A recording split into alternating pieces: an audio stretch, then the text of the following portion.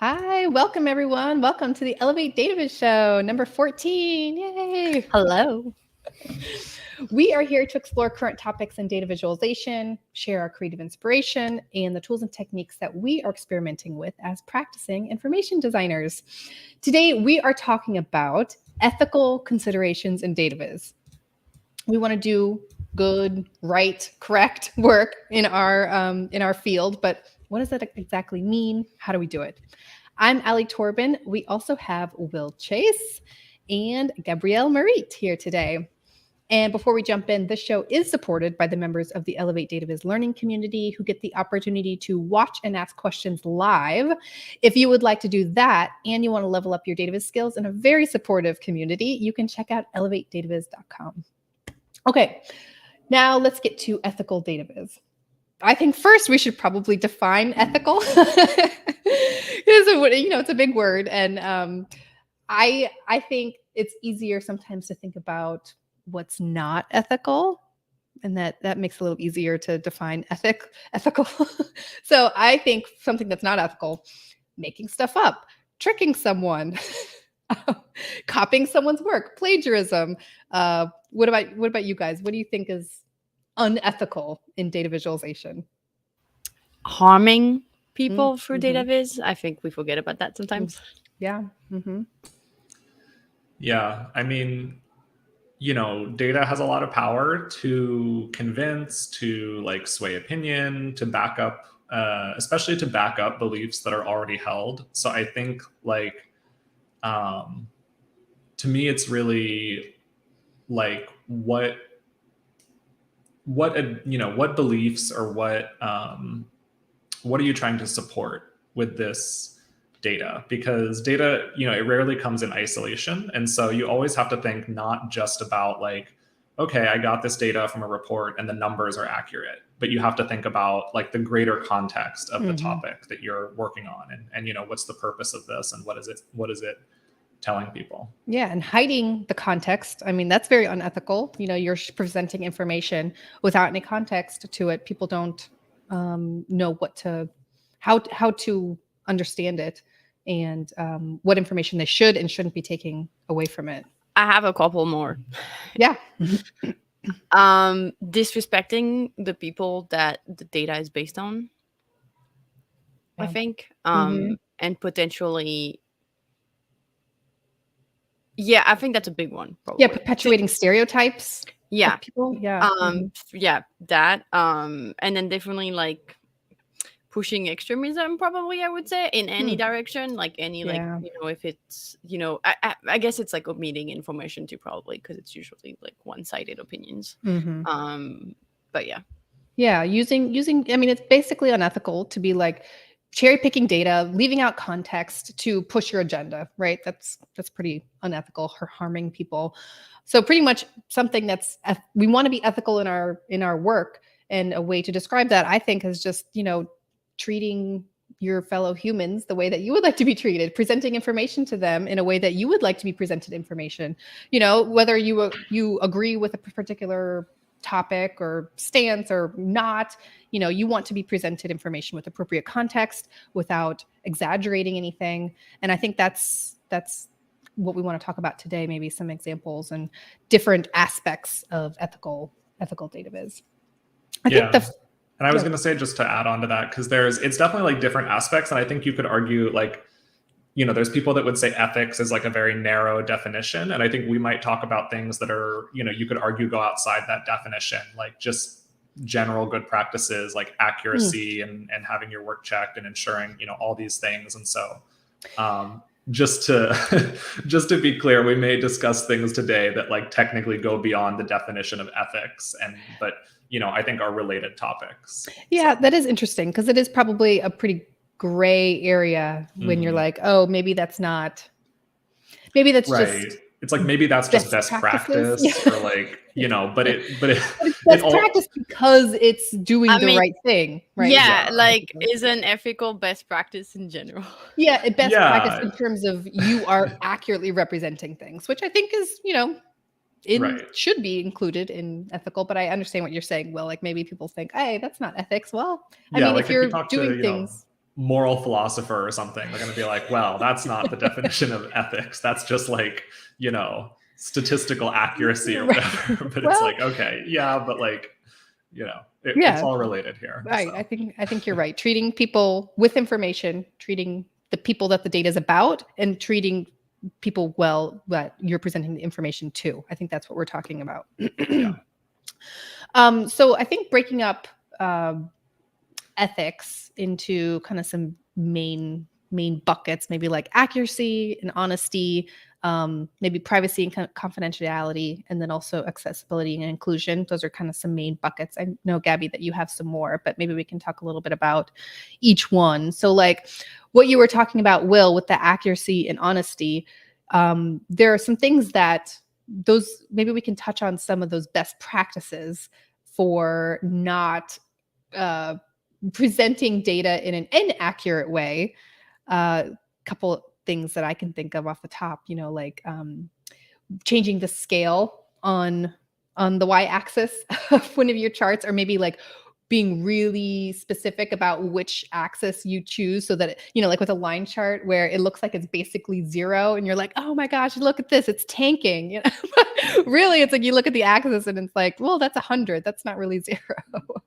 So things like that, where you're changing your axis so that it's looking a certain way when you know that you are making the person, the reader, make an assumption about the data, when that's really not what the data is showing. So changing an axis, I think I see that all the time, especially on line charts. You're like, wow, that looks like it's going to 0, and it's not. And sometimes people do it by accident, and sometimes that's the default chart. Like Excel will just make it, you know, oh, here's the range of the data, so I'm going to basically make that 0. But it's pretty important to understand that people are going to assume that that's going down to 0. So you should probably adjust it a little bit so that it doesn't look like it's going to 0.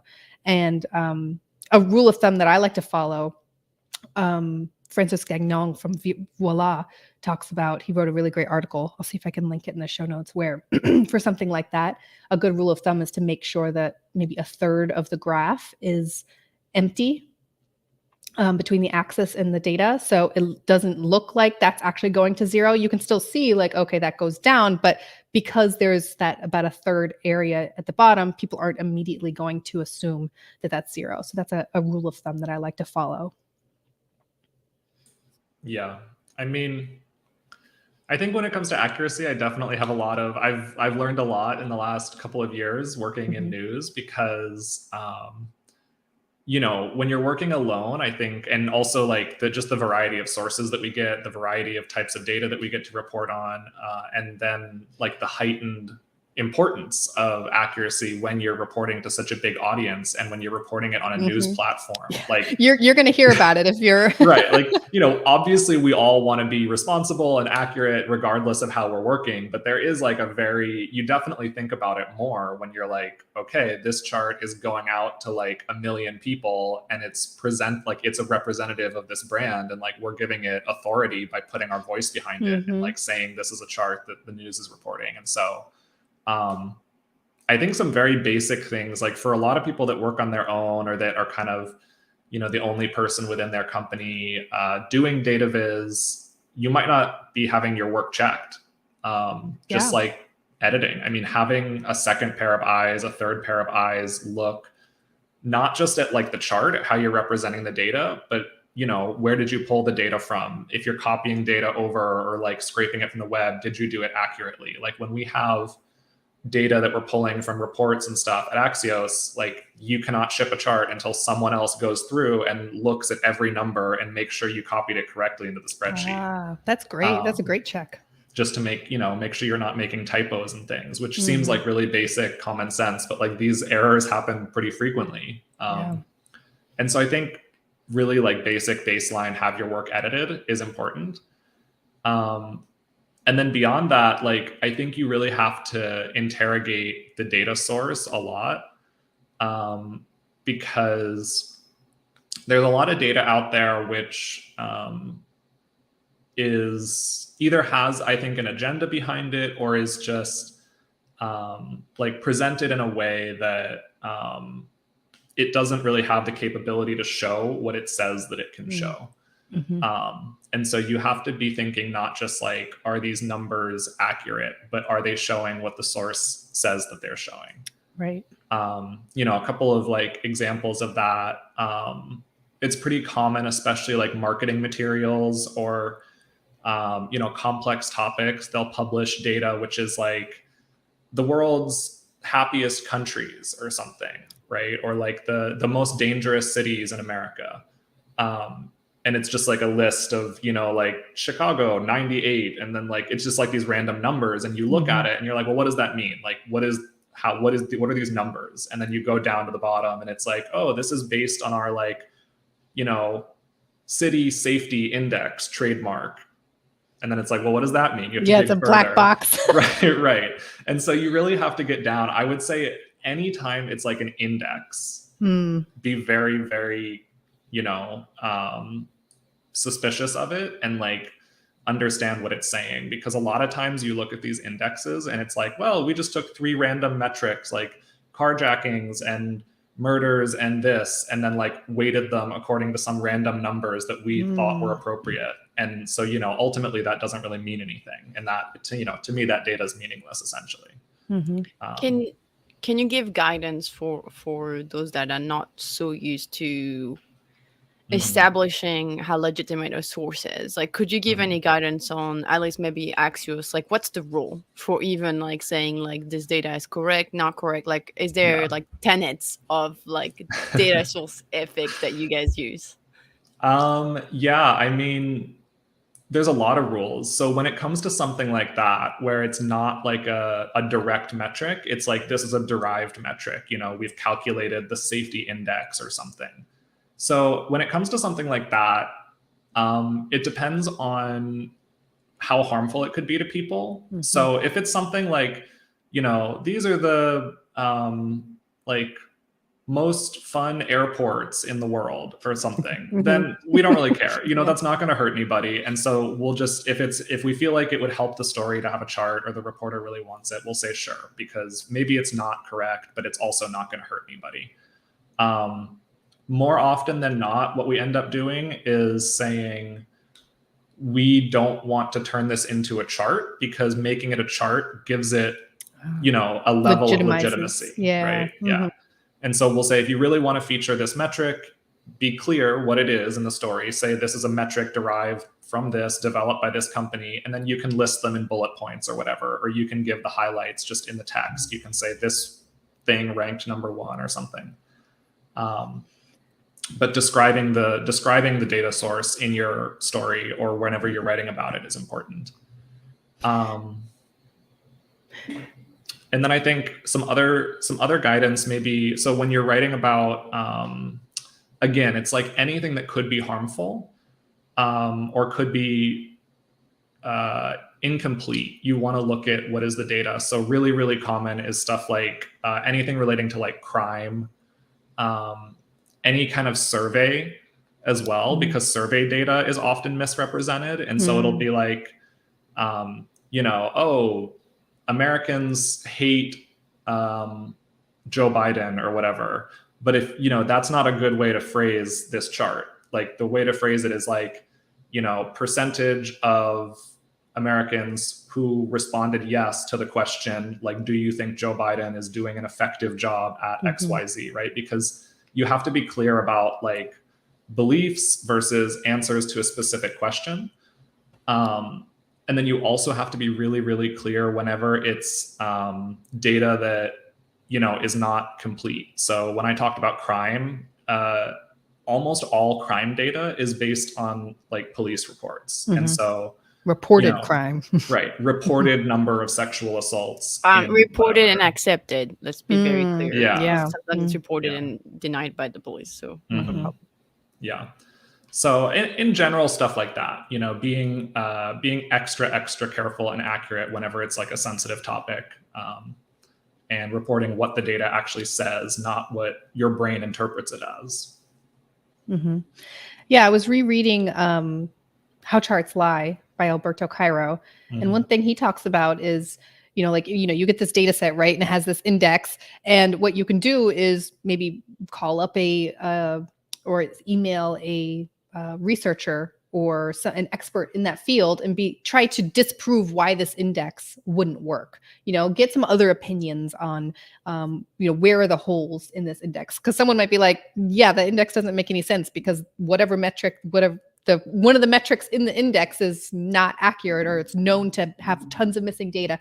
Just be a reporter, right? And just try to see if there's some holes in how this data was collected, and if you can get another expert's opinion about it. Because we're not experts on everything, so you need to ask around, basically. Yeah, that's a great tip. Go to the expert. Mm-hmm. Or try to at least get another take. What about you, Gabby? What do you think? To come back onto sources, and I have pretty strict rule because I work as a solopreneur. I don't have like the power of, journal editors to like check data sources for me, that kind of thing, or even get access to private data sets sometimes. Yeah. I have pretty strict rules about what I can use and not. Some of it is like Will says about like, is it a light subject or not? If it's a light subject, I almost don't care. It's more for fun. Mm-hmm. If it's a serious subject, I have a couple of rules, which is no private corporation data. So unfortunately, you're going to see this even on social subject that have been created by private organization, and I have a very strong feeling about it. Most of the time it's going to be biased because it was created in the objective of getting some kind of profit out of it. So I think it relates to the index that Will was talking about. So I tend to just avoid them altogether. So I rely on institutional sources mainly. So that means obviously the government, of course, think United Nations, or like, the Department of, I don't know, Environmental Affairs or something like that. And any also, so I'm obviously, because I come from a science background, I'm very familiar with which science paper can be legit. So Nature, Science, in general, those are pretty reported, stable, peer reviews, articles. They're not perfect. The data set may be sometimes not exactly on point, but most of the time you're pretty sure that it has been peer reviewed by expert. That's what I like. So I'll do that work of like double, like whenever I found a data set or some data, or I want to do a subject, I'll go to those, in those kind of organization first. Some other things, obviously, well, just like Will was saying, and I think we even talked about it with like, a good CSV, a good Excel, how clean the data sets is and what format can really indicate the quality of it. If it's the CSV screen, it's the methodology. Our last episode about dirty data, right? Yep. Yeah, so go back to the last episode. But if the methodology is documented already, I have a good sense that this has been done by experts and not some people just doing a random survey. And usually, especially in the science field, they will document the flaws of the data. They would say, we haven't collected this. They would say this, I don't know, this, if it's on social, in social topics that includes people, they'll be like, this specific ethnic groups isn't included in story because it's not statistically relevant. We didn't manage to have enough of them to be representative. They'll explain why there's gaps, things missing, or things to pay attention to. So I tend to be very strict about that. And I use mainly those type of data set. That's probably my favorite. And also with time, you build a collection where things are legit, verified. And then something I do too is the way science work is by consensus. Obviously, you always have people that are like outside the consensus. That happens, and they can be right. But overall, if everyone from organization, like public organization, government, science institution, and potentially any community-led organization confirm the same conclusion of the data that is presented from a data source, I can be pretty comfortable presenting it. Because I think sometimes, I think I'm thinking of the example recently, there is a lot of focus in the United States on transgender. And medical support or not, and without getting into the realm of what is true or not, most of the data you'll see on it talks about like, I think an increase of like 10%, 20%, I don't remember, some stupid number in the number of people going through transition through with, I think, medical support. And the thing is, it comes from a very legit institution. It's a really good data set, but it's taken out of context completely. So there's no really backing up. Like it was made in a science. It was kind of tracked by like a scientific institution, I believe. So it's good data sets, but like when you look at the landscape of that topic, I think we could have been more cautious around, do we even need to pull data out of this, because it's not totally confirmed by over the experiences of the people that are impacted by this data set, or that are within this data set is presented very differently in reality by like community-led organization. So I think there's a lot that, that I take into account when it comes to that. Like I'll do a lot more research than you would expect for one single topic. And so that's just on data sources. So I'll stop there for now. But that's kind of like the work I do usually before talking about anything. Yeah, and it's important to figure out that your data source is as good as you can get, because I kind of see it as like almost like gossip when you take data that's not, that well sourced, or you don't really know where it's coming from. You're taking it and you're passing it on again. It's kind of like gossiping, right? Like which is unethical. You're just taking it, you're not checking it, and you're just passing it along for more people to consume, whether it's right or not. I don't care. I did the chart, right? Yeah, one thing also Gabby reminded me of with the corporation data, another source to be very, it's not always wrong, but to be very skeptical of is consulting firm data. So when you see like, McKinsey report on whatever, like that may be great, but you have to really look at their sources and see like, who is this report made for? We'll get into trouble for saying that. What is the purpose of it? So, be a little bit skeptical and make sure you're giving a very close look to those kinds of sources. Yeah, I should have added, there's a rule for me, and that actually includes even scientific education, is who's funding the project.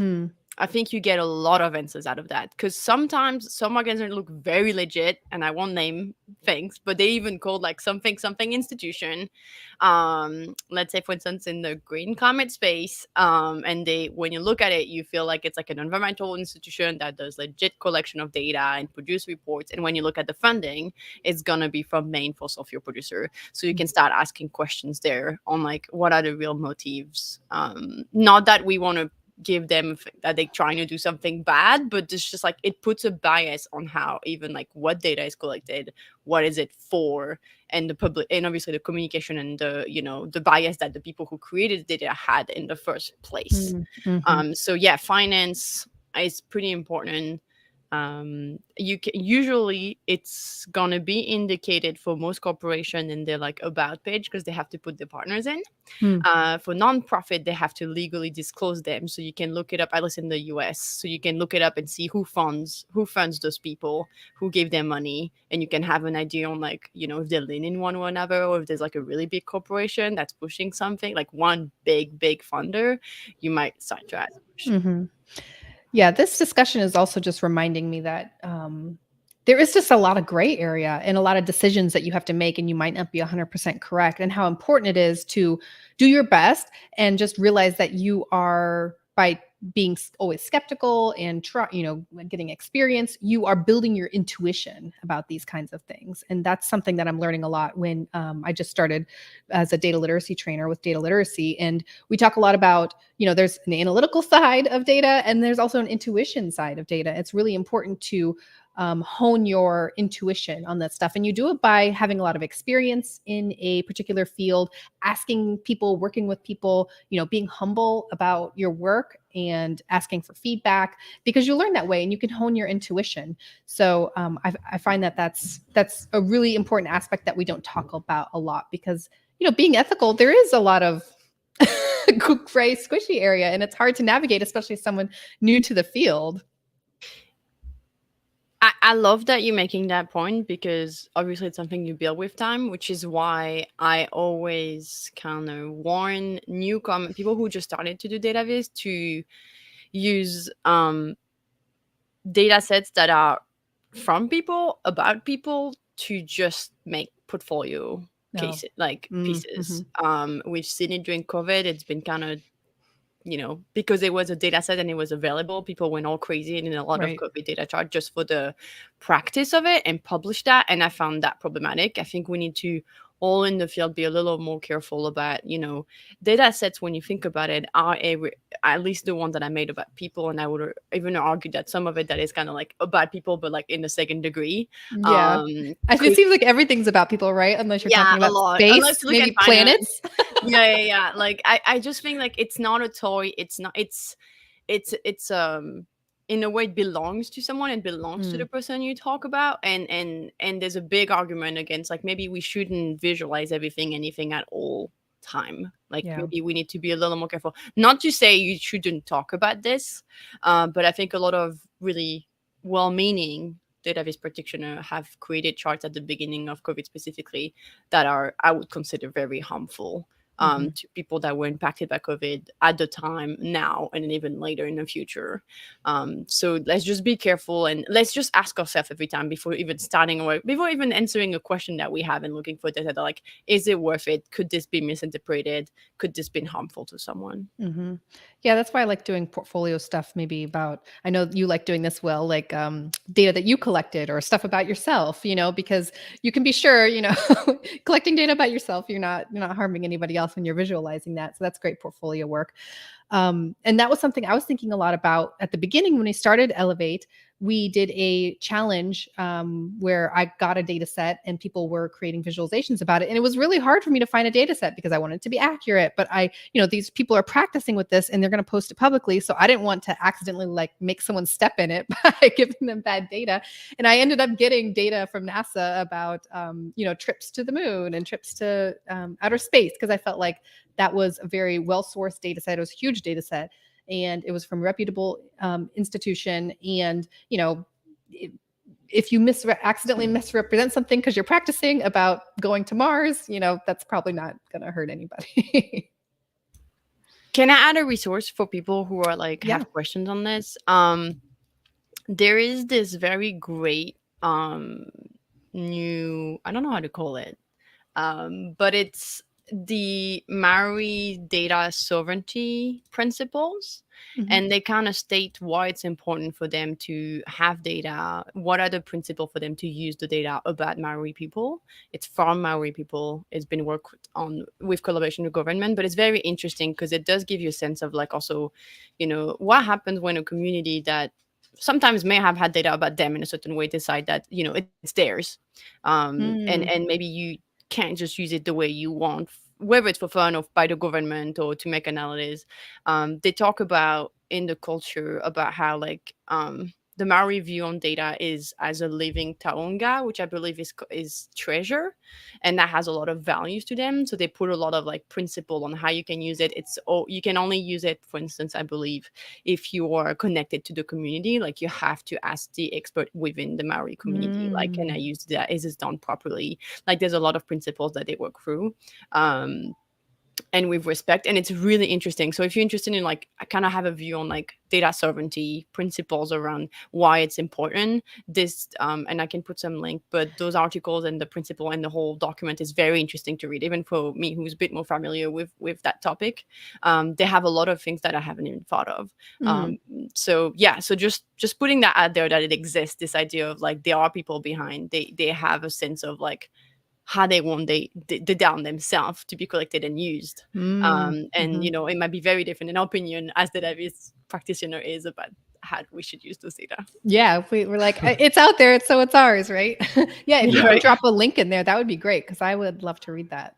Yeah, that's a very good point, because again, I think it is like, I didn't consider that because I also have this science background, and like this is such a huge topic. I mean, there's people that just study this topic, and it's currently like really, really hotly debated within the scientific community, because like my husband, for example, is a geneticist. And so this is probably one of the most contentious and like hottest debated issues in the genetics community, because when you're talking about data in that community, it's not just like, statistics about people. It's literally their genetic code that's collected from them, right? You're talking about DNA samples.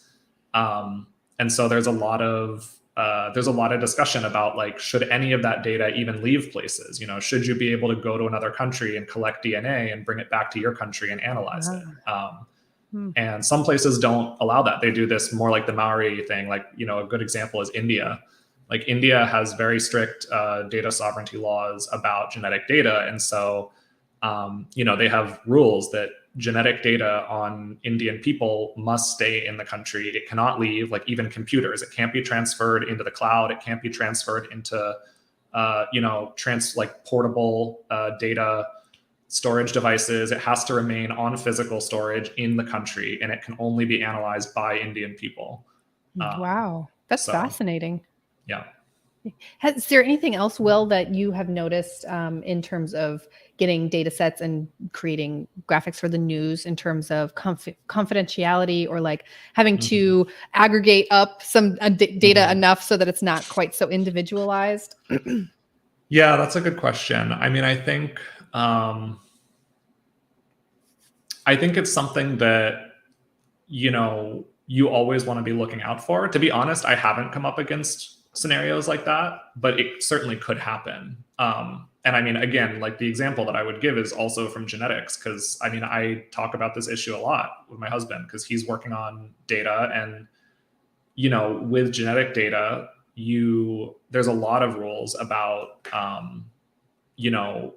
this push and pull between open data principles, wanting to share the data and make it, your methodology is transparent and all of that, but then wanting to give privacy to individuals. And so, in that case, like they've actually developed, people are working on this all the time, algorithms to try to obscure the data and have it in such a way that basically your data is like encrypted, but can still be used to replicate the analysis that you performed. Oh, that's interesting. So yeah, there are ways to do that. It's not always possible, actually. Most encryption methods can be decrypted. And so keep that in mind if you think like, oh, I have this data that's really sensitive and it's about individuals, but I'll just like scramble it up a little bit. Like I'll just shift a couple of the rows around and that'll be enough. People won't be able to figure it out.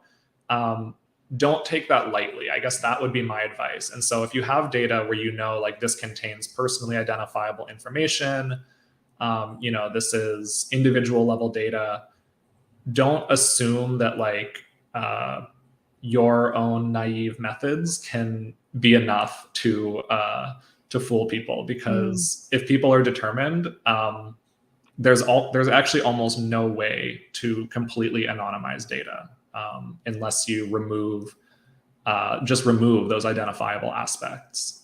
Right. Yeah. It also kind of makes me think about how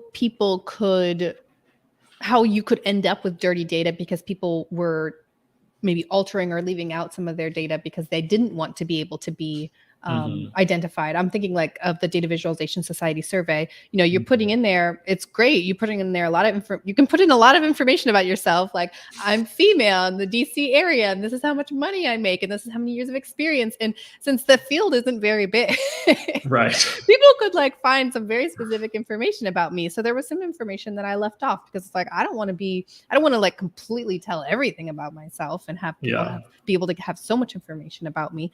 And, then when someone is visualizing this data, they might have incomplete data. I didn't put anything in there fake, but I could imagine someone could put like, hey, I am just going to be from a different city, so nobody can personally identify me. And then now your data visualization is off. So I don't know. Those are things that you should probably think about. I can give you a very concrete example. My partner is mixed.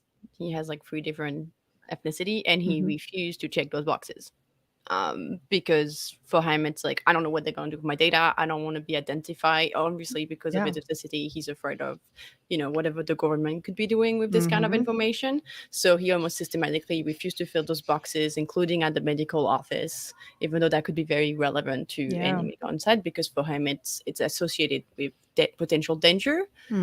So yeah, to be fair, there's a whole questioning around, do we even need to collect this type of information in any context? And is it worth presenting in that optics of, separated by groups, whether it's ethnicity, gender, sexual preferences, just thinking out loud. But there's a lot of question around, even if, let's say, you're given a survey result and you roll as a, let's say, independent designer, a Dataviz designer, is to create a lot of Dataviz, helping them do a report, and you do the whole kind of like analysis, not fully in depth, but some kind of analysis, and they're like, we could present all this, and they like insist on, we absolutely want to show this disaggregated data by gender for public communication, and you're like, maybe not. You can be resistant. Like, there can be a lot of resistance, and like, you're like, why? This is why it's important to have some kind of knowledge, even in a survey of, you only ask if people were male and female. Right. Like, maybe there's a bias there. Like, I don't know. You know what I mean? Like, even if you even add like things already, like nomenclature around gender, for instance, of like women, men, I don't think people agree as a whole on who exactly are women. Like, how do people identify? Definition. So even the way you formulate the question, the words that we use can be very harmful to the person that have filled up that questionnaire.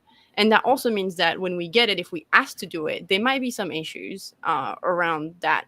I have a good example if you want on like how to handle this kind of like data. But I work with I think they called Project Inclusion. I forgot now. It's been a minute. I'll find it. But they were really great. They had a data analysis and a person who specialized into that kind of like formulation on the survey around. Typically, it was more on gender. So they had they had asked question, do you identify as? And they had a list of them. And it was like, you didn't have to check one. It was like you could check all of them if you wanted to. You could check. They had so much information, including nomenclature that I've never heard of. So I think the indigenous community has a different name for transgender than transgender. So to make sure it was inclusive, because they were so connected data on, I think they like added all those names, and there was so much, and they were very careful about how they presented that information. So that's highly representative. So they would made me add, there was a lot of notes at the bottom of a chart, and they would say specifically, not just like woman or men or whatever. They would be like, those people identify as cisgender woman and whatever. Like, it was very, very clear, and I could probably dig out. If you give me 5 minutes, I'll dig out the exact formulation. I'll look for it because I'll look for the link, because I think it's a great example of how you can do it right, and it's done, but you can still present the data. It's meant a very specific concept, but the formulation of the term on how they collected it and how they presented it, including the database by adding notes, which we usually hate, but it was really impressive, and I think it was very caring to do it that way. So I'll look for the link so that you guys can, Yeah. Yeah, no, I was going to talk about that because I think this is a really good subject. I think a couple of the things that Gabby said, one of them I was going to say is about like the topic of like not answering the question on the form or whatever. That's a good thing to keep in mind, is that, again, biases in your data, like, be aware that anyone who's from a marginalized or like discriminated against group is going to be less likely to identify as something on a form. And so be aware of that bias. I think like a classic example is anything to do with LGBTQ people, especially since that is, sometimes something that you can hide that's not like publicly visible. Maybe you're not out. And so when you look at these charts that are like, oh, percentage of, people among this age group that identify as gay or lesbian or whatever, those are almost always undercounts, right? And you have to be aware that like, this is not this is not an accurate number, right? It's just, again, it's people who like are open and identified as this in this survey. So yeah, and felt safe putting it on that form. Yeah, exactly. Right. And then I think the thing about like, wording and terminology, I will just put this out there that it is so hard. Like, this is probably one of the most difficult things we deal with at Axios because, the classic example is like race ethnicity data, because it's never the same, right? So you get 10 surveys or 10 data sets, and they're going to list the breakdown of which race ethnicity categories in 10 different ways. None of them are going to be the same. There's no standardized accepted format for this. Some of them might say just Latino people. Some of them might break it up into Hispanic, Latino, non-white, Hispanic, all these categories. Some of them might include Latinx. Some of them might say Afro-Latino. And so the only method I can suggest or advice that I can give is that accept that it will be a little bit messy at times. Like, don't be too obsessed with having like the super clean chart. Oh, I'm going to take these 4 data sets and I'm going to make my own decisions about how to combine these categories and make it all line up and make sense so that my chart looks nicer. Like, there's a lot of, there can be an urge to do that because you can be like, well, I don't want to have like, 14 categories, or couldn't I just combine these 2 and lump like Pacific Islanders into Asians, and that would be okay, right? Like, that'll work. Or I can just put these into an other category. That's a thing people do, but do not do that. So, No. Don't try to like do your own analysis where you make decisions about combining those categories and stuff. And when it comes to the wording, even if it's not consistent, our policy is just to use whatever the exact wording and definition that the data source used. So in one chart, we might say Latino, in another one, it might say Hispanic/Latino, in another one, it might say Latinx. And we don't make any kind of decision about harmonizing those labels. We just use the exact definition the survey used or the data source used. And if it is confusing, or if we think there's like something, a little bit weird about it, like Gabby said, we'll put that in the notes. Yeah, that makes sense. And we're talking a lot about the data part, but then there's ethical considerations in the visualization part. Recently, Cindy Schoen and Eli Holder did a great article, I'll drop it in the chat, about how visualizing social inequality could actually make it worse, because like, for instance, with a bar chart, right? People just see where that bar ends. So then they just assume, oh, okay, everybody of this ethnicity has to be at this point, but it doesn't show that there's actually a pretty wide distribution. And, there's some high, there's some low. So I just dropped that in the chat. It's a really great article about how you visualize things. You need to try to visualize it in an ethical manner as well. Can we talk in more details? I mean, I don't want to explain Eli's work, but I do think that it's like a really important step forward in the Dataviz community, like all the work he's been doing, and he'll produce more soon. So go follow Eli Holder. Also, we had a guest speaker. Eli was a guest speaker. That's true. On Elevate too. Yeah. So he did a great presentation on that. Yeah. So he explained how if you use a bar chart instead of how do you call them, B charts, for instance? Yeah, like B swarm. You put all the dots. You simplifying and stereotyping people pretty much. Like you remove the diversity of the actual data, and that can be very problematic, especially if you look at, for instance, his most example of ethnic groups. So there's like black, white comparison, and it reinforces certain ideas. And just to be very clear, this is something that Dataviz people work on all the time, like ethnic group disaggregated data and showing differences, and how like that can actually reinforce stereotypes rather than improve awareness around a problem. Especially because of some deficiency we have as human beings. We tend to do what we call victim blaming. I'm trying to use like normal word and not like social science word here. But it tends to push people into like victim blaming. So instead of seeing like, oh, like let's say the bar charts, it looks like, I don't know, success in education, whatever, like black people are a little lower than like white people are going to think like, well, they're just dumb and they can't do school, which is not at all the conclusion of the data set. It's not what it's showing.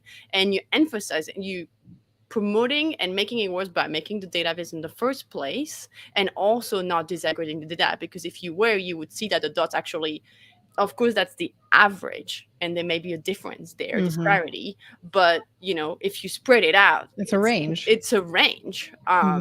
What's happening with the people at the bottom of the range? Like what are some other variables that are affecting those people? Exactly. And then there's this whole concept about like context around why disparity. But I think the main thing with Eli's thing is really sure, like there is a range for everything, and we hide it. We make it so much worse because we stereotype things. We put people into boxes. And also I think it opens the question of like, do we need to represent any of that? Yeah, I was going to say that the context thing is so important. And like, that's something we think about all the time when we're doing stuff for the news. Is the question we always ask ourselves is like, if I'm going to make this chart and put it in a story, maybe if I'm writing this, I'm really conscientious. And so I'm going to explain in detail, you know, all the caveats and the greater context and why this is happening or whatever. But what happens when some, you know, like racist person on Twitter screenshots it and then puts it on their forum, their like white supremacist forum, and is like, look, you know, Black people are stupider than white people. They have lower educational attainment or whatever, right? And so you always have to be, what we're always thinking is like, how could someone take this out of context? And again, it's because the chart gives it that legitimacy. So then you have this like chart, which is like branded Axios, and it's like data. Mm-hmm. Yeah, it looks like this is accurate. This is facts, you know, and it could push their agenda or some, you know, very harmful agenda, depending how they choose to take that and represent it. And now you've, you know, unintentionally helped to support that. Mm-hmm. I think it comes down to also like practical Dataviz. So there's obviously, do we need to do it? Can it be harmful? Can it be misinterpreted? It also puts a lot of weight on how we labeling charts. I know there's a big push sometimes on neutrality on labels, like saying things like, you know, percentage of people, I don't know, passing stat exam. Like that's how it's defined. And then that's it. But that removes any context, you know, on the Dataviz. That could be additional context that could help people understand and not make their own conclusion. So again, it's really hard to find that balance between showing neutral, like neutralizing the data in a way, and also like making sure that the conclusion from people is the right one.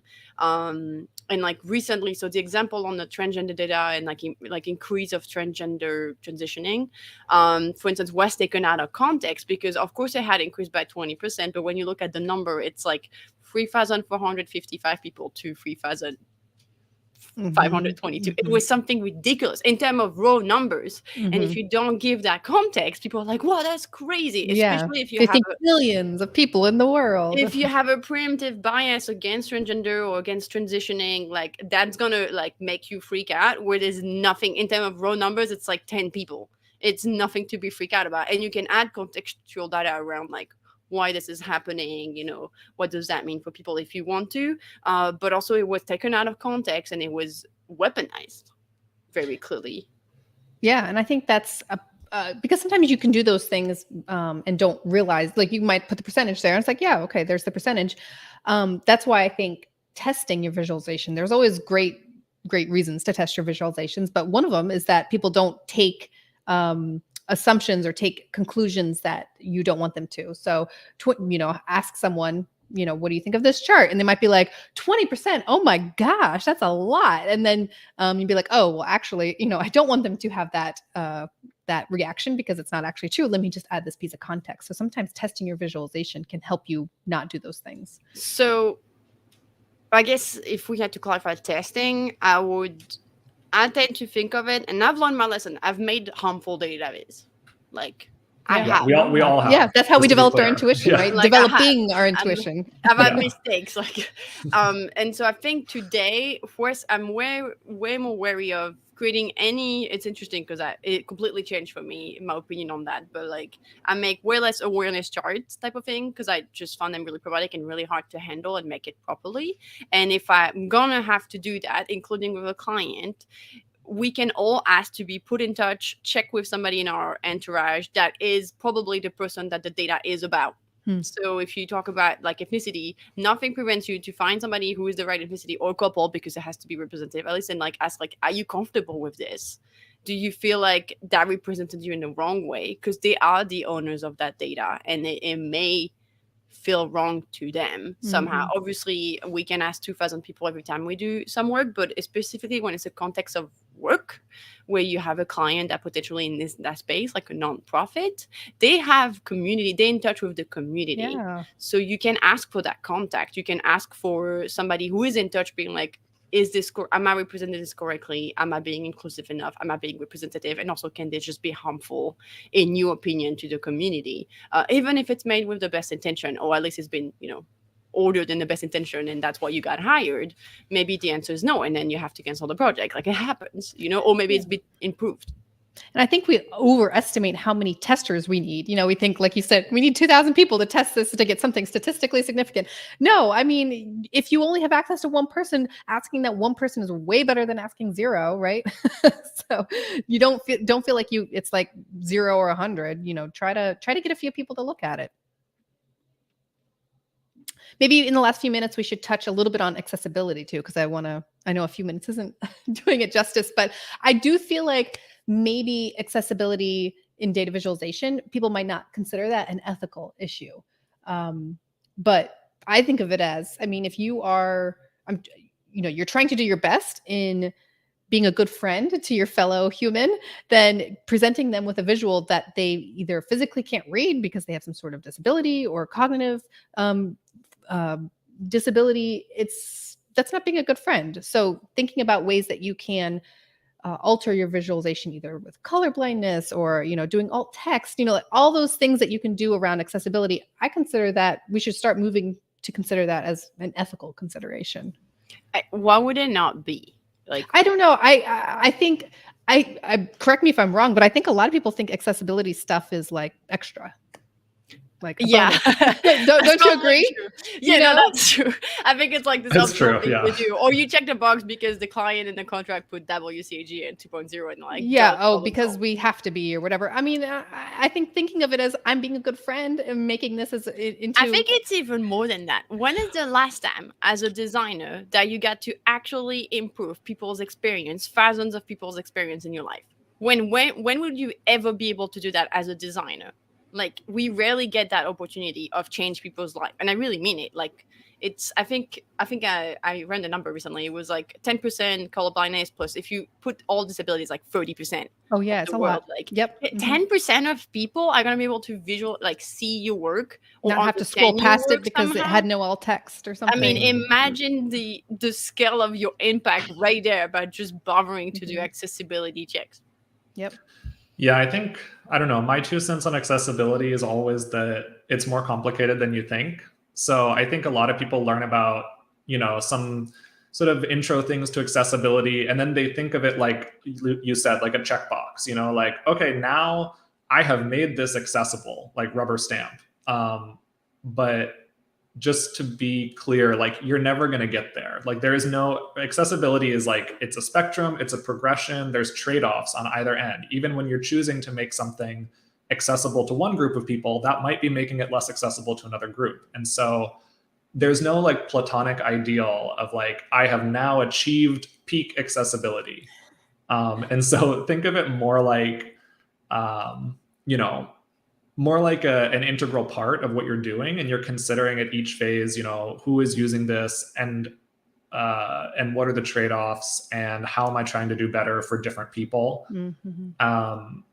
And going along with that, I think, is relying less on metrics and relying more on user testing and just talking to people. The thing that everyone will bring up, sort of sometimes in a very like militant way, is like the WCAG 2.0 guidelines or whatever, right? Like, this doesn't pass the contrast. It's only 2.4 instead of whatever. And the truth is, like, those guidelines are developed based on surveys that were done in like the 1930s from like 14 people who were like all white men, and they just asked them like, is this perceivable? Like, is this enough contrast to you? So, the numbers that make those up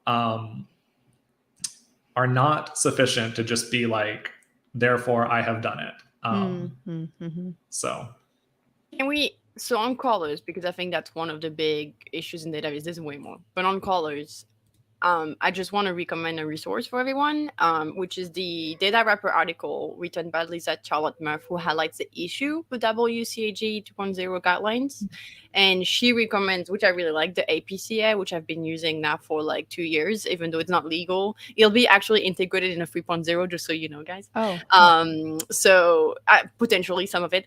So I would recommend, and we'll put the link, but if you're interested in that, you should, as a Dataviz person, I think it's really obvious. There's like some things that are obviously wrong with the colors of WCAG estimation and the checks. So APCA is great for that. So we'll put the link there so that you can read about it. And one of the tools I use that is way easier, because I think there's a lot of like, how much work, there's no platform yet that I found easy to create accessible colors palette and check on that.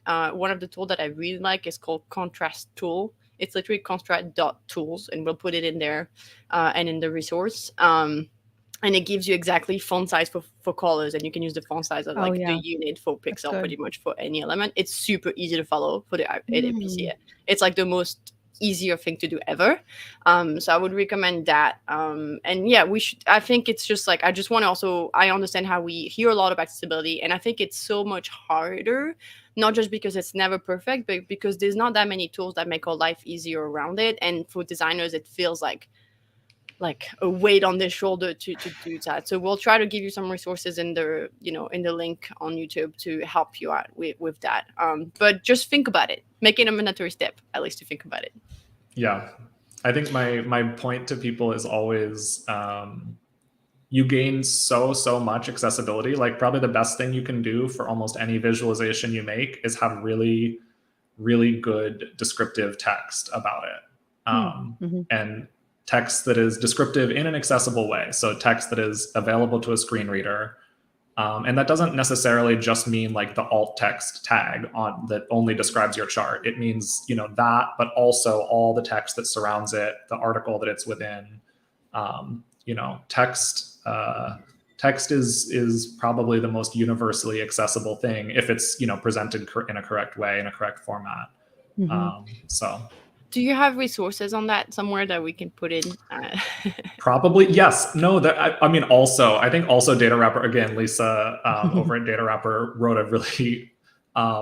Go read all Lisa's articles. Yes, do yourself a favor. Was it her who wrote the alt text article? No, it was... Amy Cecil. I think Amy wrote, Amy Cecil. Yes, Amy. That's a great article just for that bit, the alt text bit. So definitely that's my number one recommendation for Dataviz alt text.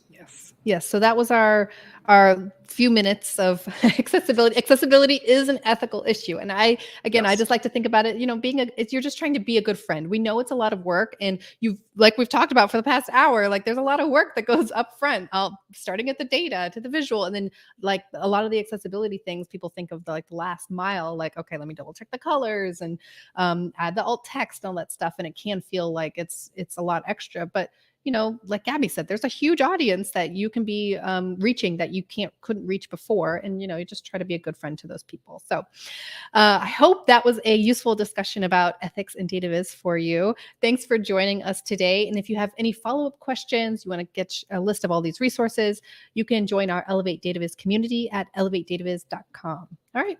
Bye, everyone. Thank you. Bye.